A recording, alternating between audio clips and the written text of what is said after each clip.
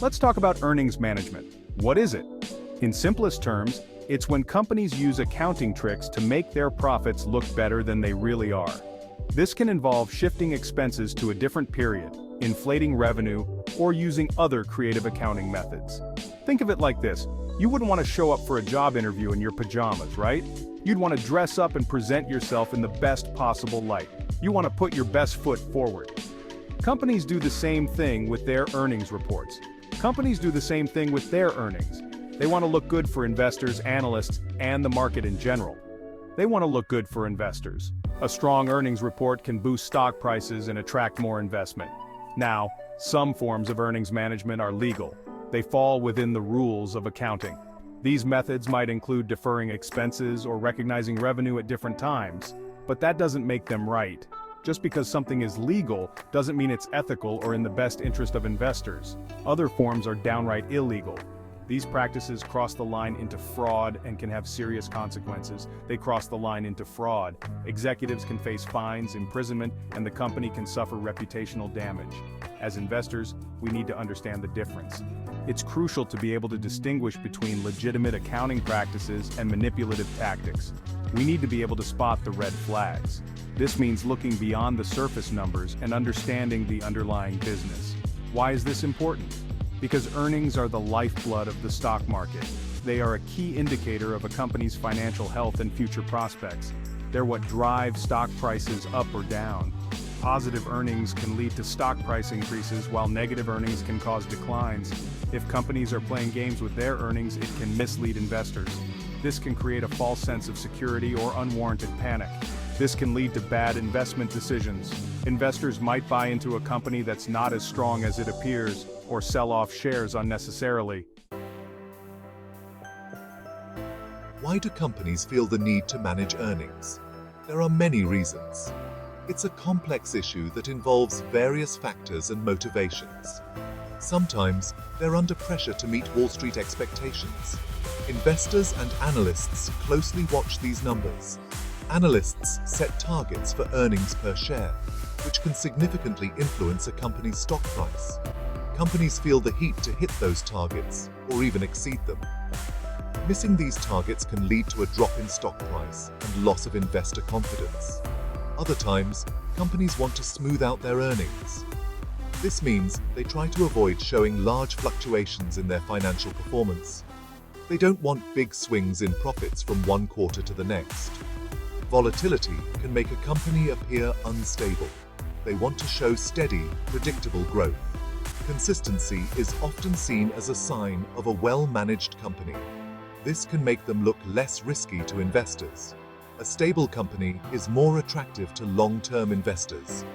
Let's say a company knows it's going to have a bad quarter. This could be due to various reasons. Maybe there's been a downturn in the economy. Economic conditions can greatly impact a company's performance. Or maybe they've had some unexpected expenses. These could be unforeseen costs that weren't budgeted for. To soften the blow, they might be tempted to manage their earnings upwards. This involves making adjustments to present a more favorable financial picture. They want to make that bad quarter look not so bad. This can involve various accounting techniques. But here's the thing. Earnings management is a dangerous game. It can lead to serious consequences. In the short term, it might make a company look better. It can boost stock prices and investor confidence temporarily. But in the long term, it can erode trust. Once trust is lost, it's hard to regain. And trust is everything in the business world. Without it, a company's reputation and future are at risk. So, how do companies manage earnings? This is a question that has intrigued many investors and analysts over the years. What are some of the tricks they use? Companies often employ a variety of techniques to present their financials in the best possible light. One common technique is called channel stuffing. This involves pushing more products into the distribution channel than the market can absorb. This is when a company pushes a lot of product out the door at the end of a quarter.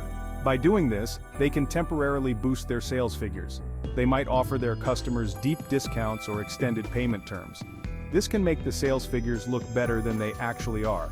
Another technique is called cookie jar accounting. This is a more subtle method of managing earnings. This is when a company sets aside money in good times and then uses it to pad their earnings in bad times. It's a way to smooth out earnings over time. It's like having a secret stash of cookies to snack on when you're feeling hungry. This can make the company's performance appear more consistent. Companies can also manipulate their earnings through their accounting choices. These choices can have a significant impact on reported earnings. They might change the way they depreciate their assets or recognize revenue. These changes can make a big difference in the financial statements. These changes might be perfectly legal, however, they can still be used to create a misleading picture of the company's financial health, but they can still give investors a misleading picture of the company's true financial performance. This can lead to poor investment decisions. The problem is that these techniques are often difficult to detect. They require a deep understanding of accounting principles and financial statements. They're buried deep in the footnotes of financial statements. This makes it challenging for the average investor to uncover them. This is why it's so important for investors to be educated. Knowledge is the best defense against misleading financial practices. You need to know what to look for. By understanding these techniques, you can make more informed investment decisions and avoid potential pitfalls. What happens when earnings management is uncovered? The consequences can be severe. For starters, the company's stock price can plummet. Investors lose trust and sell their shares. But it goes beyond that. Earnings manipulation can damage a company's reputation. It can also lead to lawsuits, fines, and even criminal charges. In some cases, it can even lead to bankruptcy. We've seen this happen time and time again. Enron, WorldCom, Tyco, these are just a few examples of companies that engaged in massive earnings manipulation. These scandals cost investors billions of dollars. They also shook public confidence in the stock market. The bottom line is this: earnings management is a risky proposition. The potential rewards pale in comparison to the potential downsides. Section 5, the line in the sand: earnings management versus fraud. Now it's important to make a distinction here. Not all earnings management is fraud. There's a fine line between aggressive accounting and outright illegal activity. Legal earnings management involves using accounting flexibility to paint the best picture of a company's financial performance. This might include things like using different depreciation methods or recognizing revenue in a way that flatters earnings.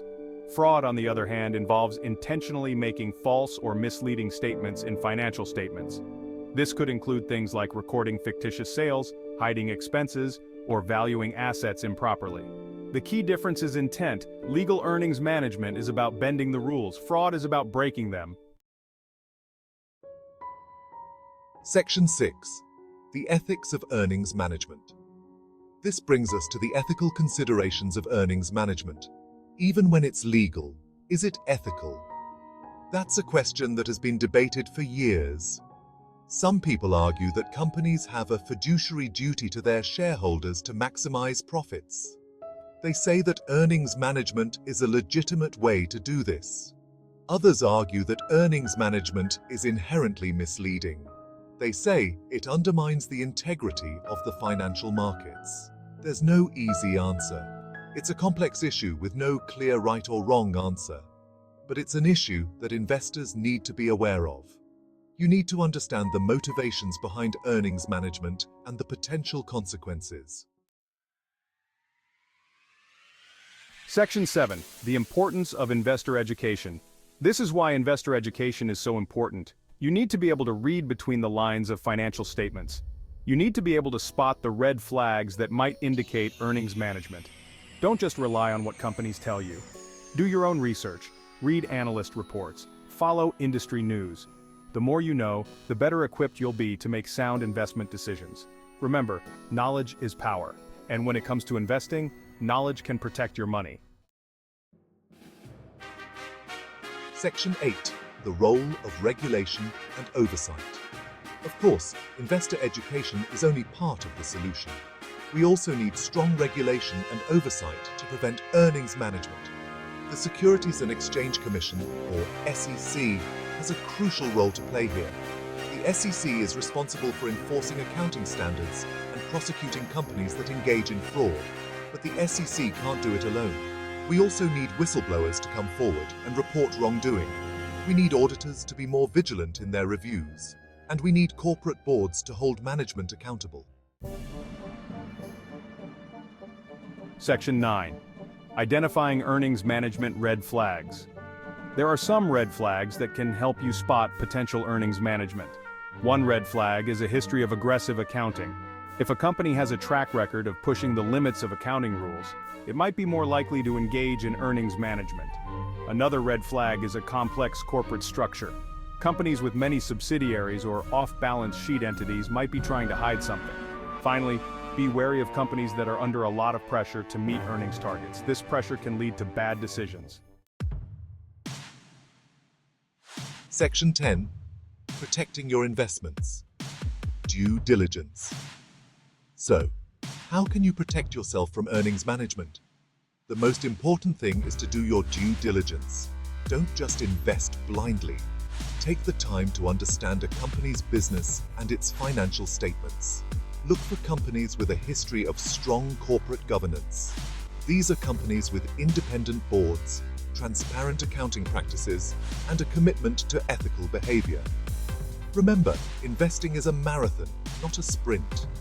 Don't get caught up in the hype. Focus on the long term, and always be skeptical. Section 11. The future of earnings management. The battle against earnings management is ongoing. As accounting rules evolve, companies will find new and creative ways to manage their earnings. Technology is also changing the game. With the rise of big data and artificial intelligence, companies have more tools than ever to manipulate their financial results. This means that investors need to stay vigilant. We need to continue to educate ourselves about earnings management techniques. And we need to demand transparency and accountability from the companies we invest in.